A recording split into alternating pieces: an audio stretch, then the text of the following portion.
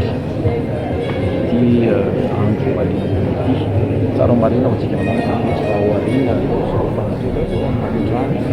iatsika ny conseil des ministres le ministre télévision malagasy malagasy ary mpanao gazety maro no manenitra ny toerana amintsika miteny izao andro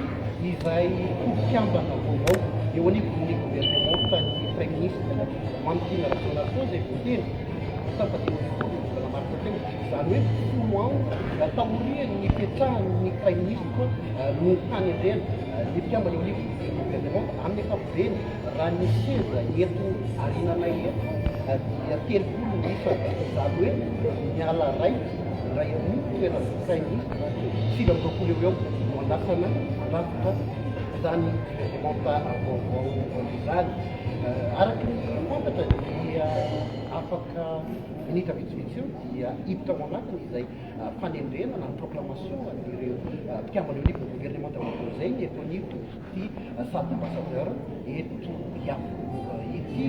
raha oazy fa mitodika aty amin'ny tapam-panjakana roapolo ny maso ny mpanara-baovao na politika na toe-karena na sosialy hijery ny firafitra izany gouvernement vaovao zany raha ny fanavarany ny premier ministre ny fahenina amby folo ny volana martsa teo teo amin'ny famindram-pahefana teo amina famindram-pitantanana sy premier ministre teo koa dia gouvernement choc amary ny filan'ny vahoaka ao anatiny fotoana fohy ny gouvernement izay hitsangana eo miamby arak'izany ny rehetra ilaina volaromanga satria isan'ny andro ny firenena iray ny fananana ny gouvernement mitsofoka ao anatiny zany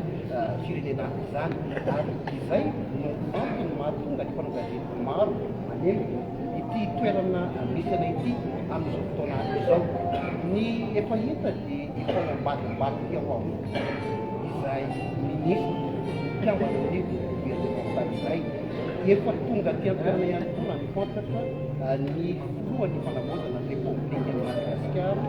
tarika ny lanonana ao anatiny ity fanendrena ity alasatsika arak'izany ny ministre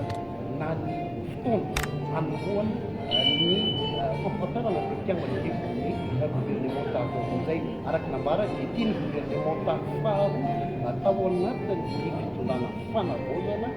eto Madagasikara mandrasatsika anao ahoana izay hofirafitra izay rehefa avy eo ianao iraina gouvernement dia hitondra ny voatsara ny télévision malagasy rehefa tonga ny fotoana afidira ary anomboana ao anatiny izay fifatarana izay dia iverina eto ihany izahay ary hitondra